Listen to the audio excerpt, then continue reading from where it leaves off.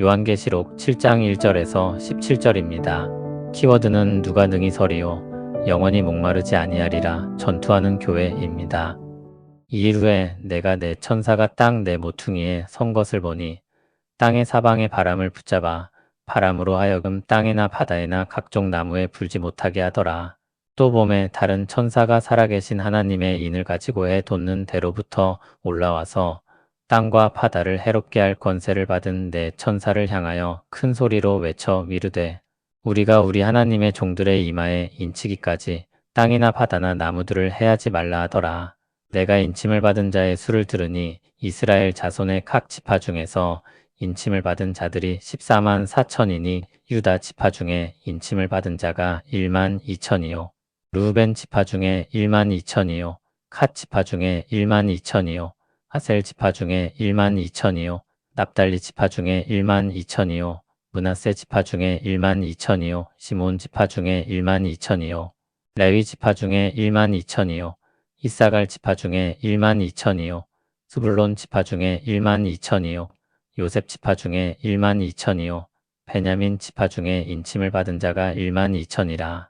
2일 후에 내가 보니 각 나라와 족속과 백성과 방언에서 아무도 능히 셀 수 없는 큰 무리가 나와 흰 옷을 입고 손에 종려가지를 들고 보좌 앞과 어린 양 앞에 서서 큰 소리로 외쳐 이르되 구원하심이 보좌에 앉으신 우리 하나님과 어린 양에게 있도다 하니 모든 천사가 보좌와 장로들과 내 생물의 주위에 서 있다가 보좌 앞에 엎드려 얼굴을 대고 하나님께 경배하여 이르되 아멘. 찬송과 영광과 지혜와 감사와 존귀와 권능과 힘이 우리 하나님께 세세토록 있을지어다. 아멘 하더라. 장로 중 하나가 응답하여 나에게 이르되 이 흰옷 입은 자들이 누구며 또 어디서 왔느냐. 내가 말하기를 내 주여 당신이 아시나이다 하니 그가 나에게 이르되 이는 큰 환난에서 나오는 자들인데 어린 양의 피에 그 옷을 씻어 희게 하였느니라.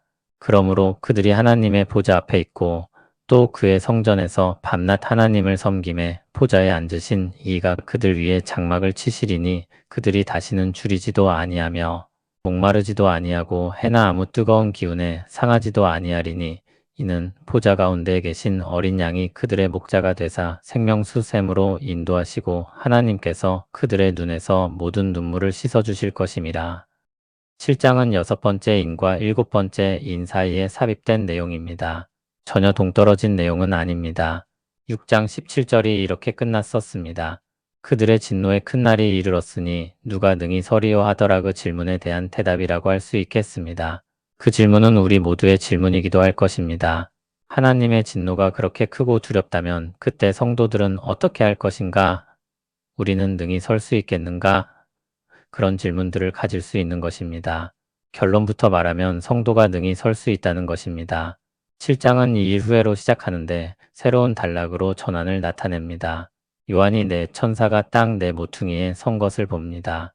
땅 내 모퉁이 사방에서 바람을 붙잡아 바람이 땅에나 바다에나 각종 나무에 불지 못하게 합니다.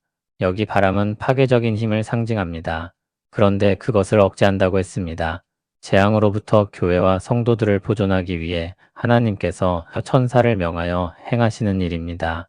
요한이 또 보자 다른 천사가 살아계신 하나님의 인을 가지고 해 돋는데 즉 동쪽으로부터 올라와서 땅과 바다를 해롭게 할 권세를 받은 4명의 천사를 향해 큰 소리로 외칩니다. 우리가 우리 하나님의 종들의 이마에 인치기까지 땅이나 바다나 나무들을 해하지 말라. 제안의 목적이 분명합니다. 하나님의 종들의 이마에 인치기까지 제안합니다. 인을 친다는 것, 토장을 찍는 일은 소유를 표시하는 것입니다. 하나님의 백성들이 하나님의 것이라고 표하여 모두에게 나타내는 때가 이르기까지 세상을 보존하라는 것입니다. 요한이 인침받은 자의 수를 들으니 이스라엘 자손의 각 지파 중에서 14만 4천이라고 했습니다. 유명한 숫자입니다. 실제 수가 아니라 상징적인 숫자인데 충만한 숫자임을 강조하는 수입니다. 하나님이 자기 백성 전부를 자기 소유로 삼으셔서 구원하고 보호하실 것을 나타냅니다. 12지파의 이름이 나열되는데 단 지파가 빠져 있고 므낫세와 에브라임이 아니라 므낫세와 요셉이 나옵니다. 그리고 레위 지파가 포함됩니다. 우상 숭배와 관련된 상징적인 지파, 단과 에브라임이 제외되었고 이스라엘 전부를 나타내는 상징적인 숫자인 12를 맞추기 위해서 다른 지파의 이름을 추가한 것으로 보입니다. 그러나 이들을 구약의 이스라엘과 동일시할 수 없습니다. 구절을 보면 이 무리는 각 나라와 족속과 백성과 방언에서 나온 셀 수 없이 많은 사람들이라고 밝히고 있기 때문입니다. 아브라함에게 약속하셨던 것처럼 하늘의 별처럼 많고 바다의 모래처럼 많은 백성이 온 세상으로부터 하나님의 백성으로 불려 나온 것입니다. 구절은 이 일 후에라는 말로 새로운 단락임을 표시하고 있습니다. 이 환상에서는 하나님의 백성들이 흰 옷을 입고 손에 종려가지를 들고 포자 앞과 어린 양 앞에 서서 큰 소리로 외치며 찬송합니다. 오늘 본문을 시작하면서 언급했던 누가 능히 설 것인가라는 질문에 대한 대답입니다. 주님의 백성들이 능히 설 것입니다. 그리고 그들은 구원의 하나님을 찬송할 것입니다. 구원하심이 보좌에 앉으신 우리 하나님과 어린 양에게 있도다. 구원받은 성도들의 노래입니다. 그 찬송에 하늘에 있는 존재들도 동참합니다. 모든 천사가 보좌 앞에 엎드려 얼굴을 대고 하나님께 경배하며 찬송합니다. 아멘. 찬송과 영광과 지혜와 감사와 존귀와 권능과 힘이 우리 하나님께 세세토록 있을지어다. 아멘. 장로 중 하나가 요한에게 묻습니다. 이 흰옷 입은 자들이 누구며 또 어디서 왔느냐? 요한은 그 대답을 장로에게 들으려고 합니다. 내 주여, 당신이 아시나이다. 장로가 대답합니다. 이는 큰 환난에서 나오는 자들인데 어린 양의 피에 그 옷을 씻어 희게 하였느니라. 그들은 큰 환난에서 나오는 자들이라고 했습니다. 주님의 구원의 은혜를 입고 종말의 재앙을 통과해서 나온 사람들입니다. 그들은 어린 양이신 그리스도의 피에 그 옷을 씻어 희게 했다고 말했습니다. 십자가에서 흘리신 그리스도의 보혈이 주님의 백성들을 죄에서 깨끗하게 하신 것을 뜻합니다. 그 희생으로 말미암아 백성들이 구원을 받았고 그 은혜를 찬송하는 것입니다. 그들은 이제 하나님의 보좌 앞에 있습니다. 죄로 인해 더럽혀진 자들에게는 설 수 없는 자리입니다. 그러나 주님의 백성들은 그리스도의 피로 씻겨져 담대히 나아가 하나님 앞에 서게 되었습니다. 그들은 성전에서 밤낮 하나님을 섬기고 보좌에 앉으신 이가 그들 위에 장막을 치신다고 했습니다. 장막을 친다는 것은 함께 거한다는 뜻입니다. 하나님을 섬기는 자들에게 부어주시는 은혜입니다. 하나님이 자기 백성들과 함께 하십니다. 이 단락에서 하나님의 함께 하신 결과는 다음과 같이 나타납니다. 그들이 다시는 줄이지도 아니하며 목마르지도 아니하고 해나 아무 뜨거운 기운에 상하지도 아니하리니 큰 환난에서 나온 자들이라고 했었습니다. 큰 재앙을 통과하여 포전된 그들이 이제 더 이상 환난 가운데 있지 않을 것입니다. 그것은 보좌 가운데에 계신 어린 양이 그들의 목자가 되사 생명수 샘으로 인도하시고 하나님께서 그들의 눈에서 모든 눈물을 씻어주실 것이기 때문입니다. 하나님이 자기 백성을 아십니다. 또한 자기 백성을 소유하십니다. 그것을 온 세상 앞에 나타내십니다. 주님은 그들과 함께 거하시며 그들을 보호하고 인도하십니다.